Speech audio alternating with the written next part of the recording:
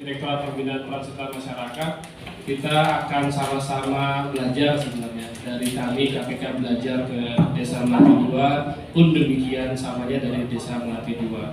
Tidak ada yang lebih pintar, Ibu Bapak. KPK juga tidak pintar-pintar amat dalam konteks penyusunan indikator desa anti korupsi ini. Kami bahkan paling yang tidak tahu gitu ya tentang desa. Kami yang hanya tahu ya soal tentang korupsi, bagaimana cara penatausahaan dan lain sebagainya. Nah, 5 indikator yang nanti kita akan sama-sama cek betul di Desa Melati 2, tentu sumbangsih dari banyak pihak termasuk termasuk Kementerian Desa, Kementerian Dalam Negeri, dan Kementerian Keuangan.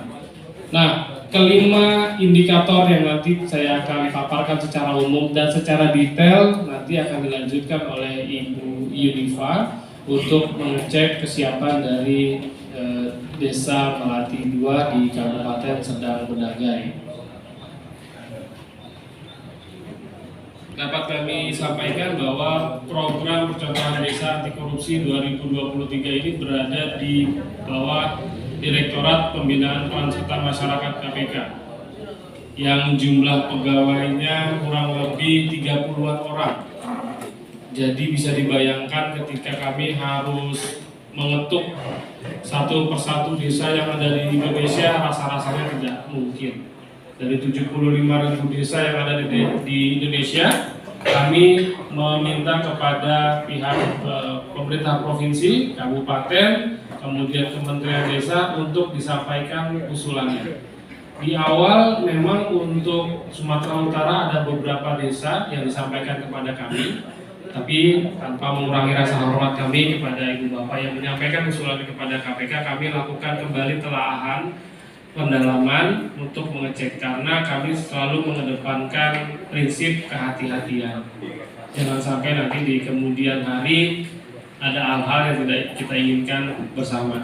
Maka dari desa yang disampaikan kepada kami, itu ada desa-desa yang memang tidak jadi menjadi calon percontohan desa anti korupsi, termasuk dari Serdang Bedagai itu ada desa yang diusulkan sementara yang lain. Tapi kami melakukan pendalaman, kami melakukan pengecekan di laporan transportasi. Di Serdang Bedagai ada 2 desa, yaitu Desa Melati 2 dengan Desa Guruduri.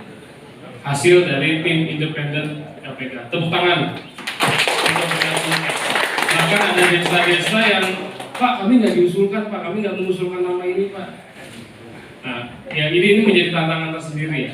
Justru itu salah satu hal yang kami lakukan. Ada yang diusulkan kemudian dilanjutkan juga ada. Tapi ada yang tidak, kami mohon maaf tanpa mengurangi rasa hormat. Ini hasil dari tim independen yang bukan dilakukan oleh KPK sendirian, tapi seluruh stakeholder, sehingga usulan desa ke-22 provinsinya nanti tentu berlanjut akan dilakukan proses dan tahapan seleksi yang sama. Desa anti korupsi dilatar belakangi tentu dari Undang-Undang Desa, Ibu Bapak sekalian, usianya sudah 9 tahun. Undang-Undang Desa menjadi yang paling strategis perannya dalam pembangunan nasional, sehingga pembangunan itu berangkat dari desa. Dan kemudian sempat saya singgung tadi bahwa kegiatan ini adalah kerjasama, kolaborasi, sinergi dari berbagai macam pihak, sehingga kita bisa menetapkan program contohan desa anti korupsi sejak tahun 2021, dilanjutkan di tahun 2022, dan alhamdulillah di tahun 2023 ini masih berlanjut untuk menggenapkan menjadi 33 provinsi. Nah, sayangnya memang ada provinsi yang bertambah ya Ibu Bapak ya, yang ada di Papua. Kami berusaha untuk tetap melengkapi hingga keseluruhan provinsi, hanya saja karena munculnya baru belakangan dan kami sudah merencanakannya dari jauh-jauh hari, jadi kami hanya menetapkan ke 33 provinsi terlebih dahulu. Mudah-mudahan itu bisa berlanjut di tahun 2024 nanti.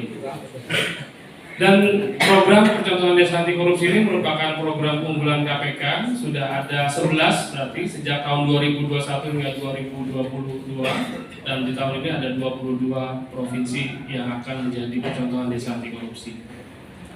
Ada beberapa landasan yang menjadi dasar kegiatan program percontohan desa anti korupsi. Pertama adalah landasan filosofis. Bung Karno pernah mengatakan, jikalau aku melihat wajah anak-anak di desa dengan mata yang bersinar-sinar, Pak Merdeka, Pak Merdeka, Pak Merdeka. Aku bukan lagi melihat mata manusia, aku melihat Indonesia.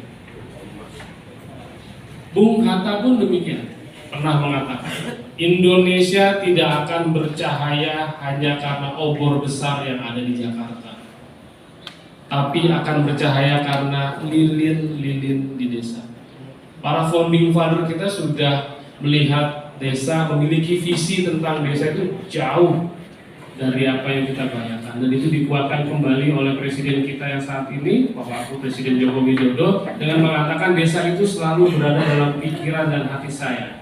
Bukan karena saya berasal dari desa, bukan itu saja, tapi menurut saya membangun desa berarti membangun Indonesia. Desa, desa, dan desa.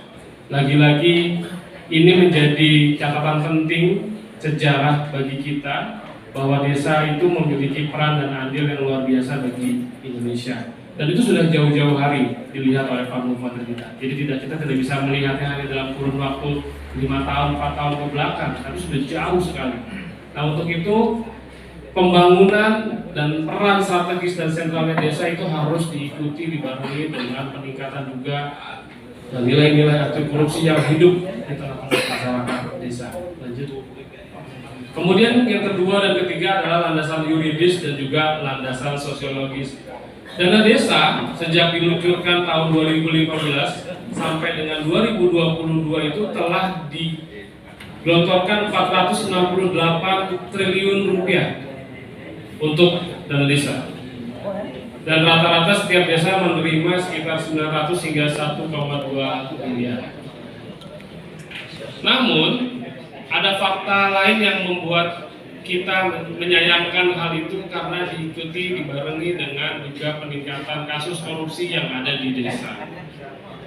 Nah, ini yang harus sama-sama kita sadari. Kami hadir di sini untuk membangun kesadaran kolektif, kesadaran bersama dari kita semua, bahwa luar biasanya perhatian terhadap desa itu harus diikuti dengan kemampuan desa menjaga nilai-nilai integritasnya, sehingga praktik-praktik yang terjadi ini sudah berhenti di angka 973 ini saja. Jangan sampai bertambah lagi. Memang tantangan itu sangat luar biasa di setiap desa begitu.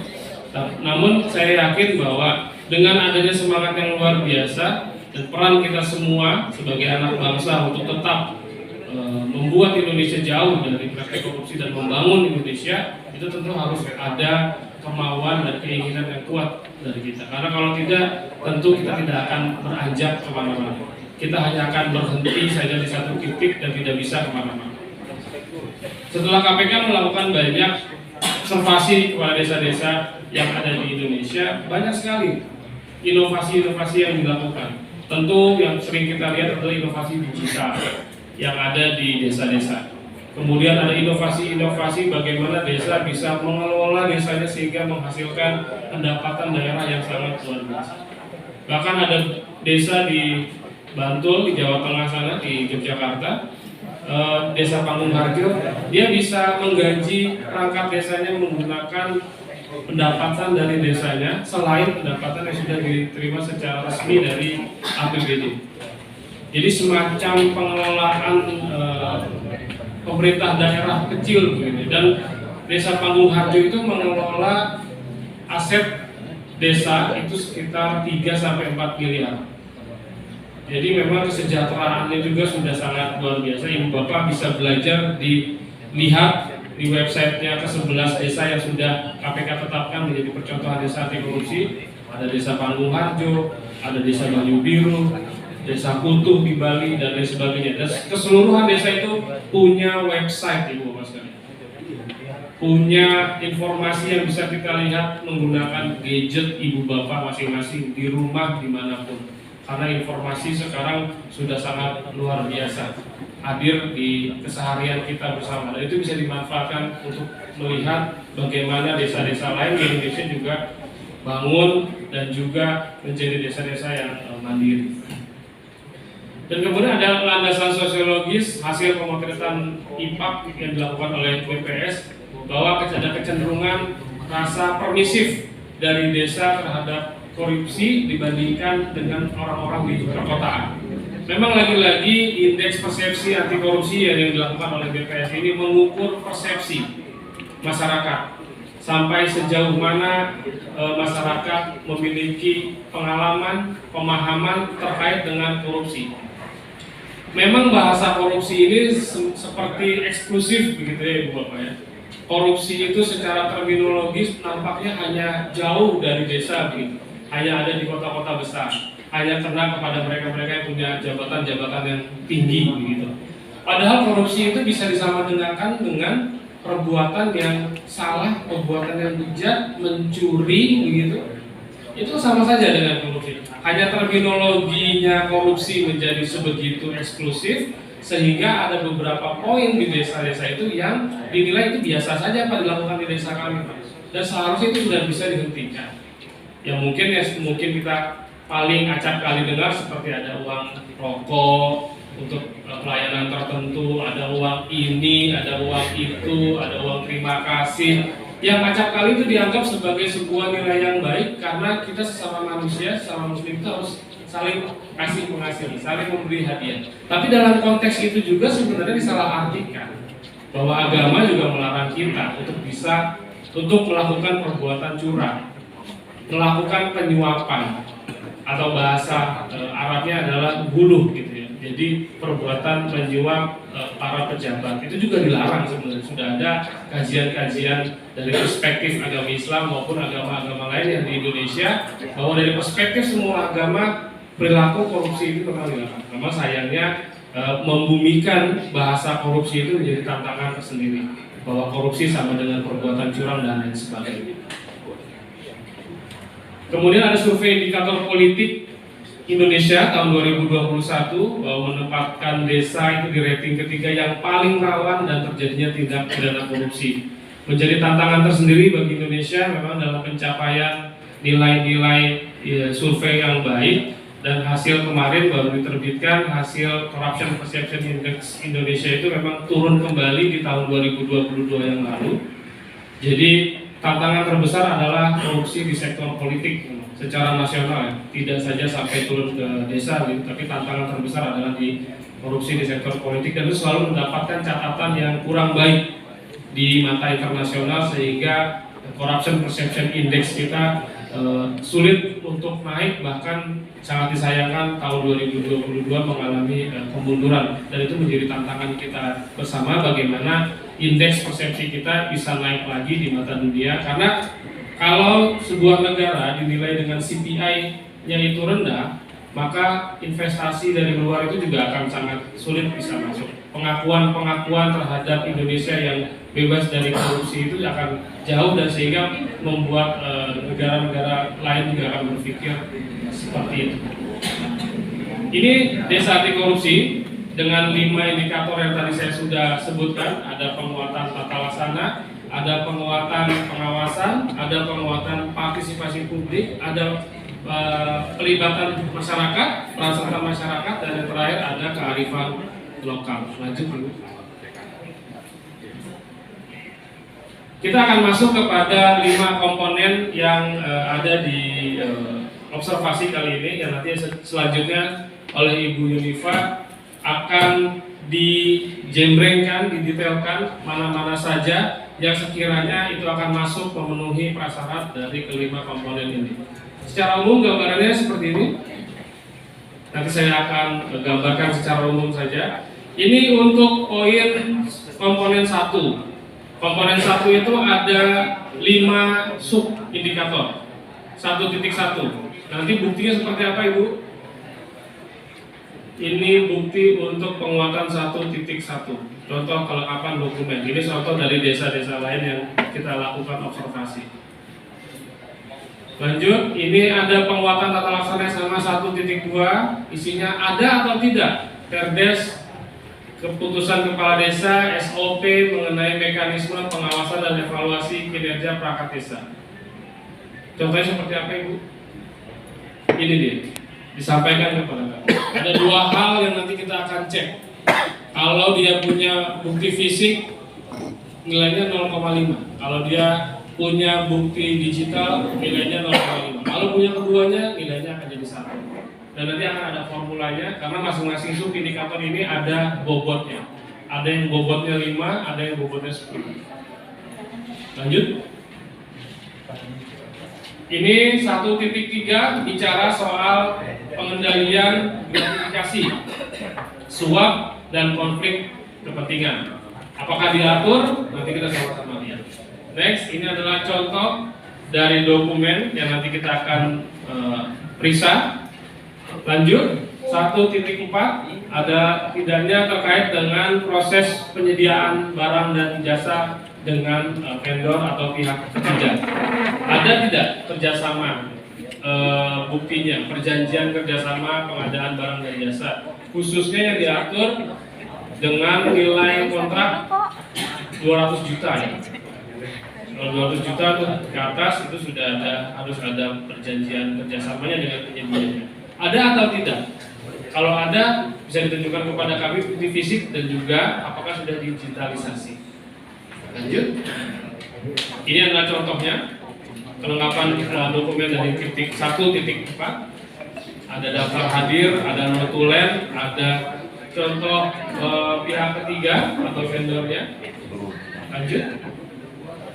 1.5 akan bicara soal fakta integritas dan sejenisnya yang sudah dilakukan oleh kepala desa dan juga perangkat desa. Apakah sudah ada? Contohnya seperti apa, Bu?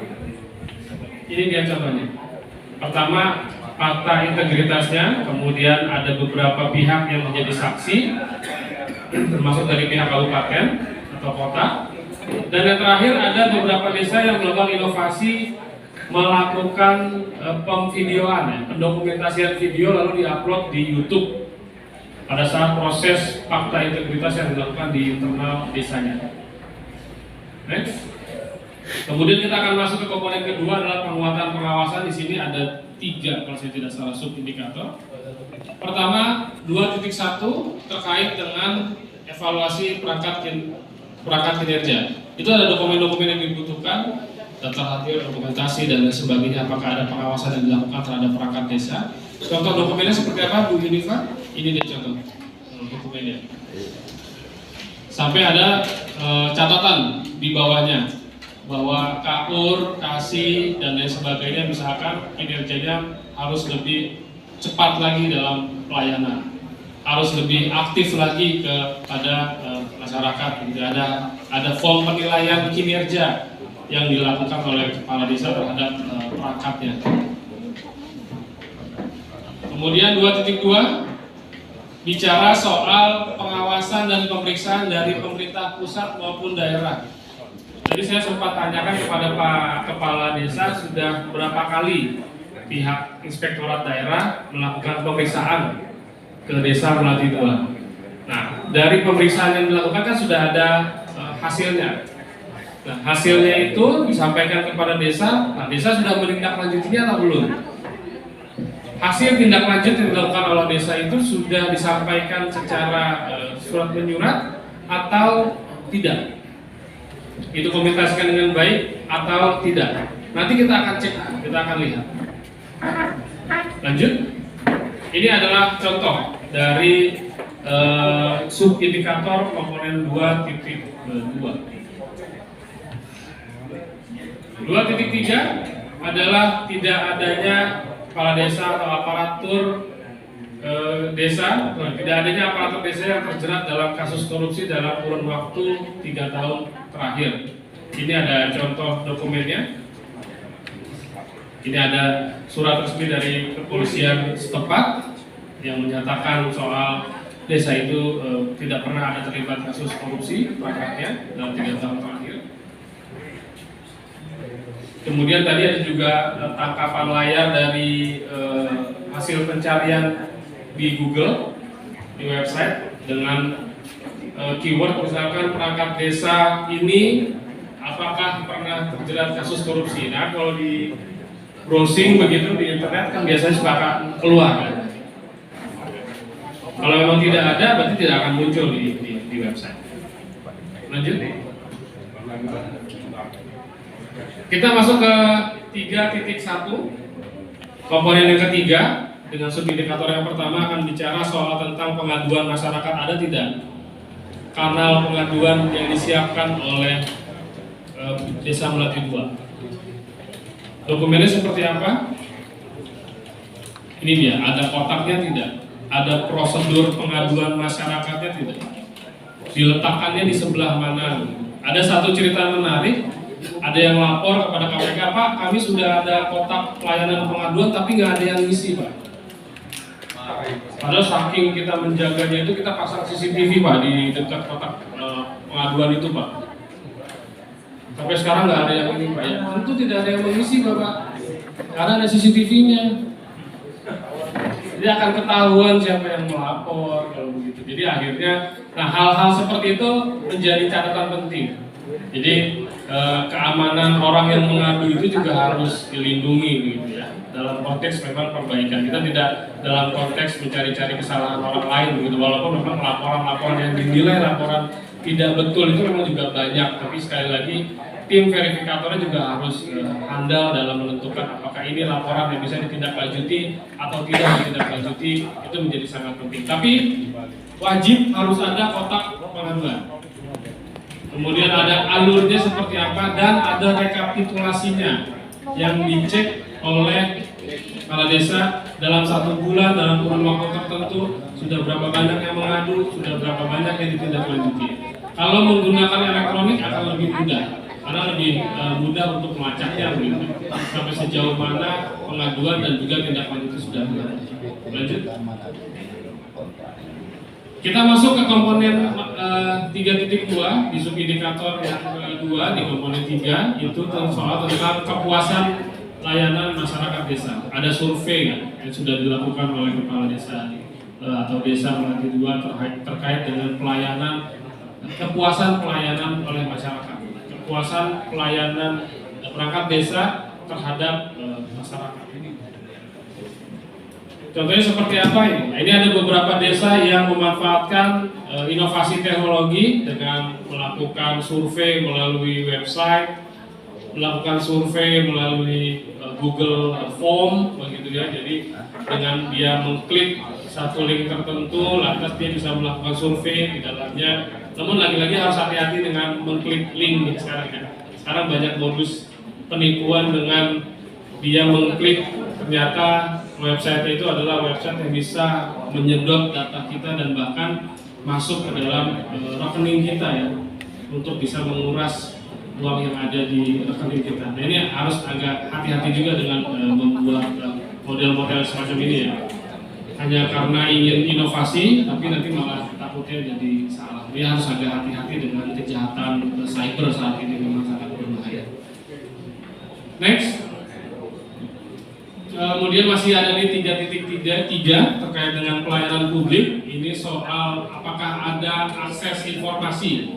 Ini terkait dengan keterbukaan informasi publik terkait dengan kesehatan, pendidikan, sosial, lingkungan, pekerjaan umum, pembangunan kependudukan, keuangan, dan pelayanan lainnya. Contohnya seperti apa? Simpel ternyata. Ada alurnya nggak?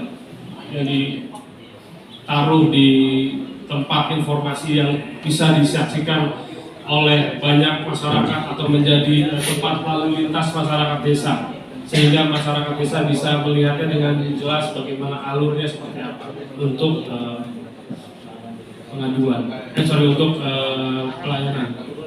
Kemudian ada, ini contoh di desa, salah satu desa di Bali, masuk prosesnya mulai dari orang datang, berapa lama ada di meja ini, berapa lama ada di meja ini, sampai nanti terakhir berapa lama waktu yang dibutuhkan dalam mengurus perizinan tertentu. Itu disampaikan. Ini ada salah satu desa di Bali dan berbagai macam desanya juga sudah banyak yang membuat semacam ini. Lanjut.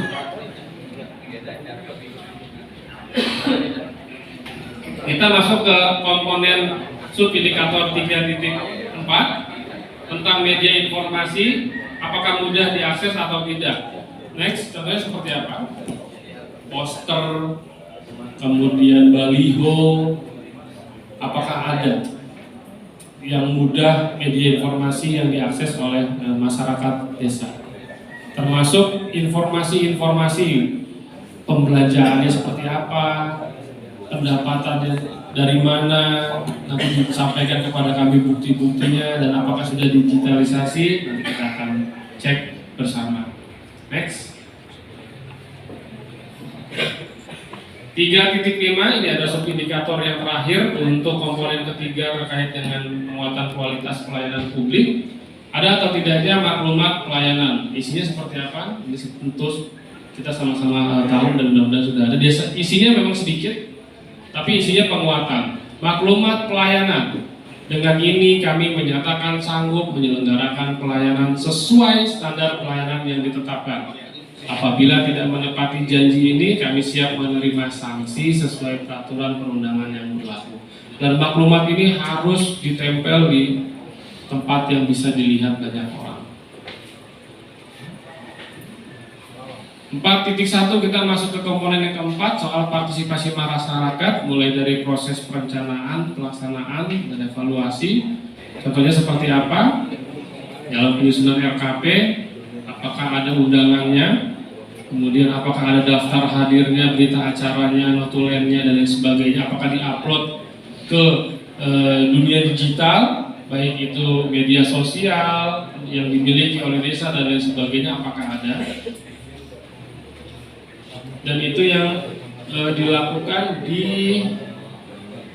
itu dokumentasi foto dalam proses pelibatan masyarakat desa dalam penyusunan rencana pembangunan. Lanjut. Oke, ini adalah 4.2, masih di dalam komponen partisipasi masyarakat. Kita ingin melihat sejauh mana desa itu dalam mencegah terjadinya praktik korupsi, terjadinya praktik gratifikasi, suap, dan konflik kepentingan. Apakah ada survei yang pernah dilakukan kepada masyarakat luas dengan ditanyakan, ibu bapak tahu tidak apa itu gratifikasi? Ibu bapak tahu tidak penyuapannya seperti apa, dan menurut ibu bapak apakah itu salah atau tidak? Ada survei yang dilakukan terkait dengan perilaku. Dan khusus terkait dengan pemberian tanda terima kasih dan lain sebagainya, itu apakah ada dan disampaikan kepada kami. Dan diupload tentunya di media sosial atau media digital yang lain. Lanjut. 4.3 terkait dengan ada atau tidaknya keterlibatan lembaga masyarakat desa dan masyarakat dalam pelaksanaan pembangunan desa. Ini masih dalam yang komponen keempat, sub ketiga. Contohnya seperti apa, Ibu? Nah, ini dia. Ini ada contoh-contoh dari pelibatan masyarakat yang diinformasikan juga kepada masyarakat umum, dan supaya nilai-nilai atau hal-hal baik itu bisa diinformasikan ke luar. Lanjut. Dan ini yang terakhir, indikator kelima, yaitu kearifan lokal. Hanya ada 2 sub indikator di dalam komponen yang kelima ini. Yang pertama kita akan bicara ada atau tidaknya kearifan lokal budaya yang dilestarikan di Desa Melati 2 yang mendukung gerakan pemberantasan korupsi. Yang tadi sebelumnya saya sudah sempat singgung, di beberapa tempat ada yang menyampaikan, di beberapa desa menyampaikan bahwa gotong royong, siskamling itu bagian dari yang dilestarikan oleh desa dalam konteks mendukung gerakan anti korupsi karena ada kebersamaan di dalamnya, karena siskamling itu atau ronda itu ada kepedulian di dalamnya, ada nilai-nilai anti korupsi di dalamnya, ada kejujuran dan lain sebagainya. Termasuk ada beberapa desa yang melestarikan tarian tertentu, kesenian tertentu yang di dalamnya mengandung nilai-nilai kebaikan, khususnya nilai-nilai anti korupsi. Nah, kita mau memotret itu ada atau tidak. Jika ada, apakah itu diresmikan? Diresmikan dalam artian ada surat keputusannya dari desa, begitu. Kemudian yang kedua, kita akan cek juga apakah ada tokoh masyarakat, tokoh adat, tokoh agama, tokoh pemuda dan perempuan yang menjadi motor penggerak di desa dalam konteks kearifan lokal itu tadi, dan juga apakah ada dokumentasinya, apakah dia ditetapkan menjadi tokoh agama oleh kepala desa. Memang di beberapa tempat ada yang tidak, ada yang iya. Tapi ini sekali lagi menjadi salah satu penilaian yang kita bisa lihat bahwa ternyata banyak kearifan lokal yang hidup di tengah-tengah masyarakat kita bergaris berbanding lurus dengan gerakan anti korupsi yang selama ini tanpa kita sadari memang ada. Nah itu yang kita mau sama-sama gali sehingga itu bisa terus lanjut, continue, sehingga ada beberapa hal-hal yang sebenarnya bisa diselesaikan di desa tidak langsung bisa dibawa ke level yang sangat tinggi. Kami menemukan seperti desa di wilayah Sumatera Barat begitu ya, dia dengan hukum adat yang sangat kuat, ada kitabnya seperti itu, ada bukunya begitu. Jadi kalau ada permasalahan di satu desa diselesaikan dulu secara adat sebelum ditarik kepada hukum positif atau hukum nasional begitu ya. Jadi diselesaikan terlebih dahulu di level itu. Jika tidak bisa memang mau tidak mau harus ditarik ke level hukum nasional atau hukum positif yang berlaku di Indonesia. Tapi sekali lagi yang hal-hal yang seperti itu yang ingin kita gali tentu sekali lagi untuk kemaslahatan masyarakat desa. Next. Kita akan langsung masuk kepada bagaimana sebenarnya contoh penilaiannya seperti apa. Ini ada metodologi penilaian dan pembobotannya. Tadi seperti saya katakan, sub-sub indikator itu memiliki bobot tersendiri. Dan secara garis besar, yang akan kita nilai adalah dokumen yang dalam bentuk fisik dan dalam bentuk digital. Next, nah kita akan ini agak sedikit ini ya, matematis ya, karena harus dihitung betul. Karena kami akan menghitung nanti setelah observasi ini dan kita akan cek dengan desa-desa yang lain. Contoh, misalkan komponen 1 mengenai tata laksana. Jadi nomor 1, ada atau tidaknya perdes atau keputusan kepala desa SOP tentang perencanaan, pelaksanaan, penatausahaan dan pertanggungjawaban APBDes. Bobotnya 5. Jawabannya ada. Punya melatih 2. Oke. Kemudian geser lagi ke kanan. Bukti pendukungnya apa? Fisik dan digital. Fisik saja, digital saja atau tidak ada. Nanti skornya akan keluar, nanti akan dikalikan bobot dan keluarlah hasilnya. Let's say nomor 1 jawabannya iya, bukti pendukungnya hanya ada fisik, maka skornya 0,5. Setengahnya dari 1. Kemudian 5 dikalikan 0,5 berarti 2,5. Contoh nomor 2, bobotnya 5 masih di tata laksana, dia tidak punya, berarti kosong nilainya. Di poin nomor 3, bobotnya 5, jawabannya iya ada, fisik dan digitalnya dia punya, berarti nilainya 1. 1 dikalikan bobot 5, berarti dia nilainya 5. Dan sebegitu seterusnya, sehingga nanti hasilnya itu akan di warna hijau di bawah. Jadi cara penghitungannya seperti itu ya, Ibu Bapak ya. Kalau dia hanya punya salah satu, nilainya 0,5. Kalau dia punya dua-duanya, nilainya 5. Kalau bobotnya 5, ingat hati-hati, karena ada bobot yang nilainya 10, lebih dari 5. Next, ada yang bisa bantu saya mungkin? Atau saya tunjuk aja langsung. Mas ya Mas? Bisa bantu saya Mas? Skornya berapa Mas? Dari nomor 9.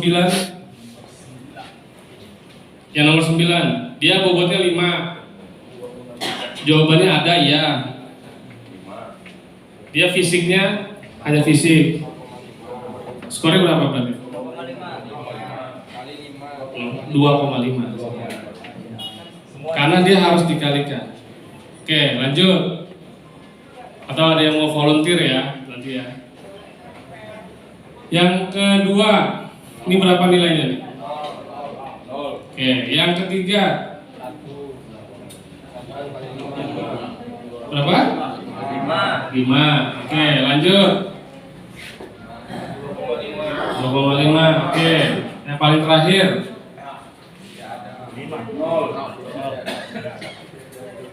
Berapa? Dia punya, jawabannya dia punya Pak katanya, tapi nggak ada buktinya, nggak ada bukti. Nilainya berapa? Oh, kalau dijumlah berapa nilainya? 10. Oke, lanjut. Kita langsung yang ke nomor 16, nilainya berapa? Iya betul, nilainya 5. Next, lanjut. Sudah? Oke, yang nomor 1? 5. Nomor 2? 0. Terakhir? Kan bobotnya 10. Jangan sampai lupa ada bobot 5, ada bobot 10 ya, nanti ingat dikalikan. Next. Oke, ini terakhir ya. Terakhir ya Bu Unifa ya. Ya, terakhir. 5. Oke, yang terakhir. Berapa? Setengahnya 10 berapa? 5. Oke, baik, nilainya 10. Jadi begitu ya, seterusnya ya. Kita akan melakukan pengecekan itu. Jadi kami mohonkan dengan hormat bahwa ini tidak satu-satunya penilaian kami. Ini hanya guidance-nya saja. Jadi tolong ini dilaporkan atau disampaikan kepada kami apa adanya. Karena kami ingin berusaha untuk seobjektif mungkin. Kalau iya, kalau ada fisiknya bilang adanya fisiknya, kalau tidak ada fisiknya menggunakan digital sampaikan kepada kami.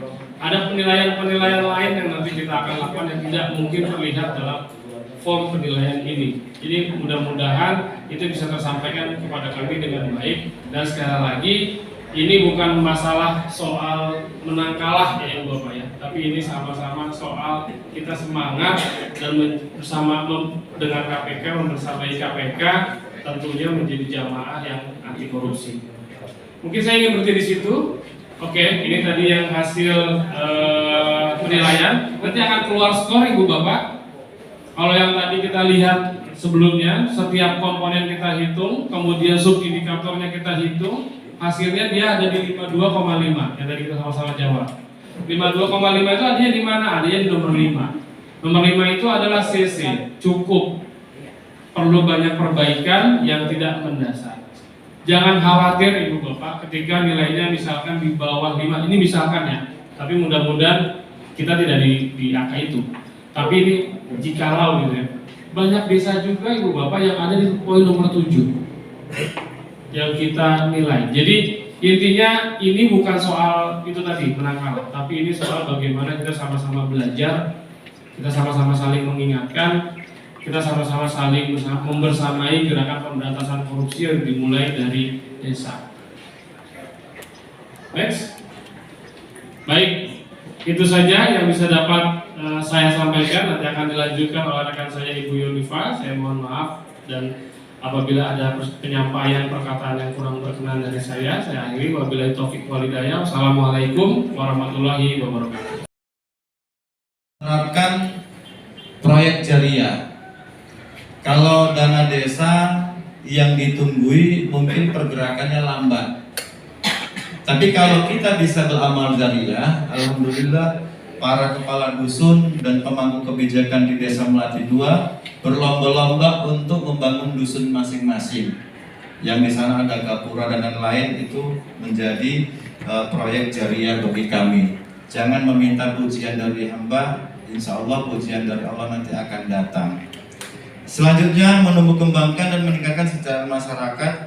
Nah tentunya ini kami berupaya Pak. Ada juga di sana kami meningkatkan ekonomi masyarakat lokal, meningkatkan ekonomi masyarakat lokal. Tentunya kami di samping pertanian, kami berupaya juga menjadi desa kami desa wisata tani yang alhamdulillah di tahun 2018-19 dari Kemendes sudah mengesahkan itu.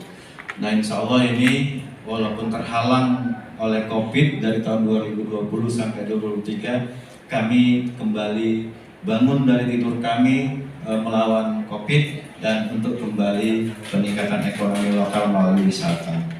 Selanjutnya, terwujudnya peningkatan ketentraman dan ketertiban wilayah. Ini yang saya katakan mulai dari Pak Camat, Pak Kapolsek, Pak Danramil dengan Babinsa Babin Kamtibmas ini selalu bersinergi kepada kami. alhamdulillah ketentraman Kamtibmas dan keamanan masyarakat bisa terjaga. Meningkat jumlah usaha masyarakat khususnya di sektor UMKM. Selanjutnya tanggap dan siaga terhadap masalah yang ada di tengah masyarakat. Lanjut. Nah tentunya ini tipologi Desa Melati 2, Pak Berlana, Ibu. Melati 2 itu tentunya sesuai dengan uraian di awal tadi, ini sama juga. Lanjut, masalah kependudukan. Tentunya penduduk di Desa Melati 2 ini enggak satu suku tapi beragam suku. Di sana ini aman, damai, dan indah. Mudah-mudahan ini terwujud di masa akan datang. Di sana komisaris sebagai komisaris tetap saya dan struktural di sana ada.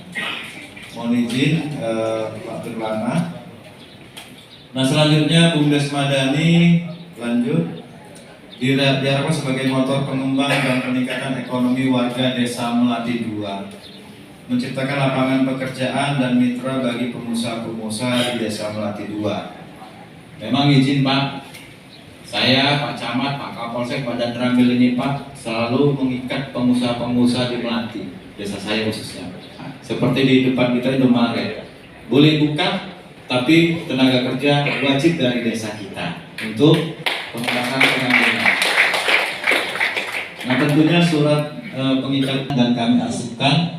Jadi controlling kami kepada pengusaha-pengusaha di Melati di desa saya, desa kami. Kalau tenaga kerjanya nggak dari kami, tentunya kami akan musyawarah kembali sesuai komitmen perjanjian yang ada.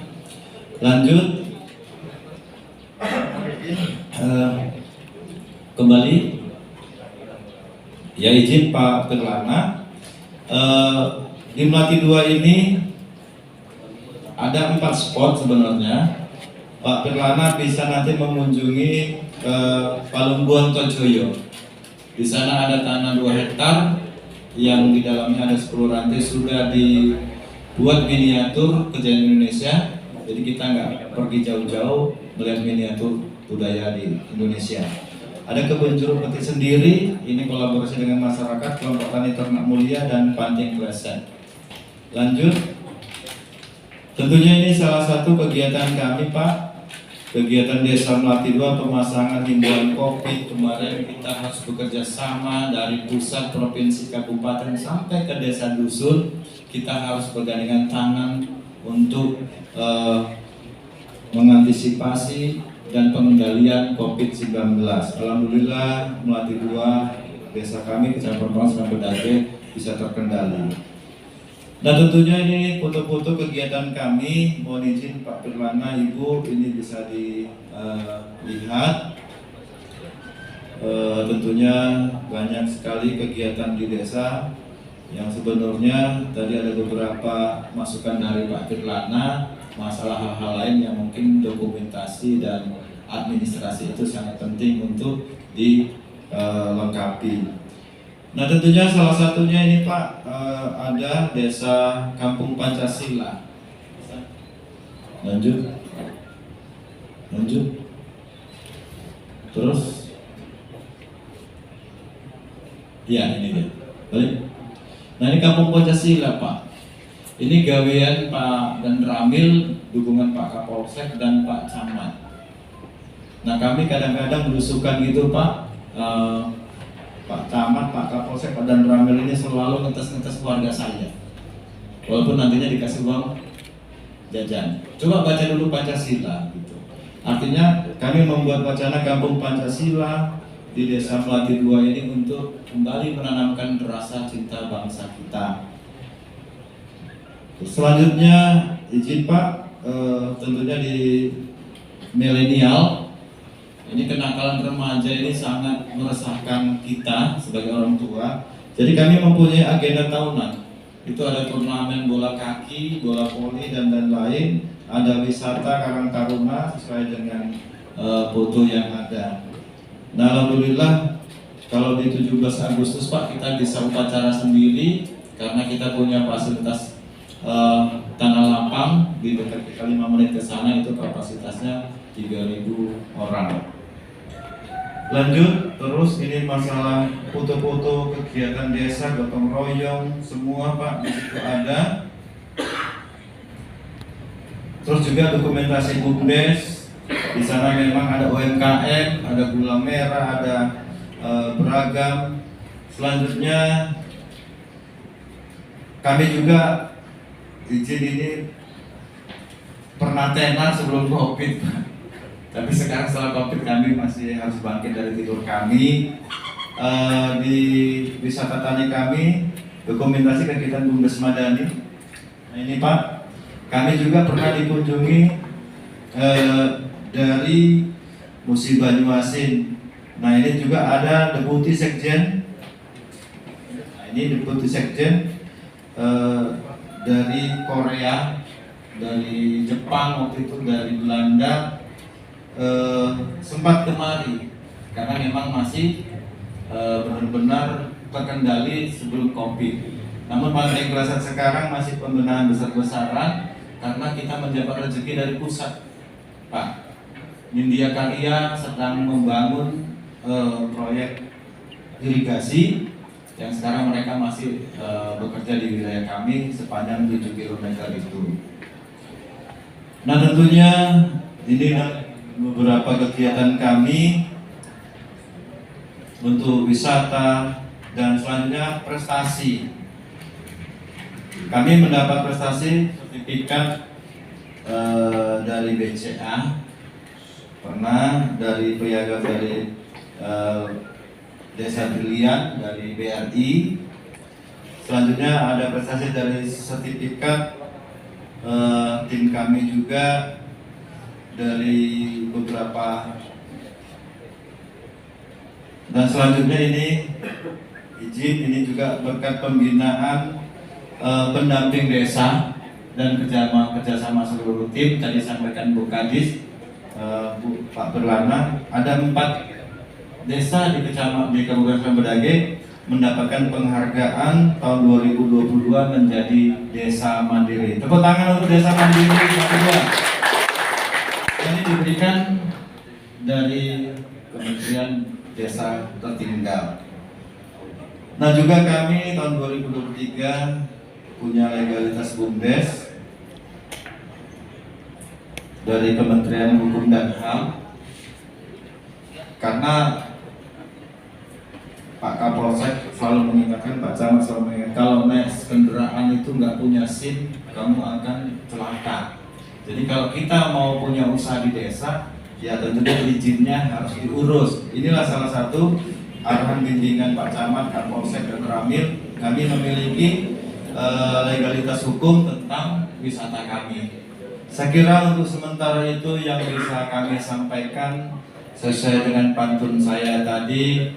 Harapan kami pemerintahan Desa Melati 2, Kecamatan Perbongan dan seluruh pemerintahan Kabupaten Sambedage, mohon kiranya kepada Bapak Firlana, Ibu Yunifa, Ibu Bina, berikanlah kami arahan bimbingan dengan baik agar kami dapat menjadi amanah dan percontohan di masa-masa yang akan datang.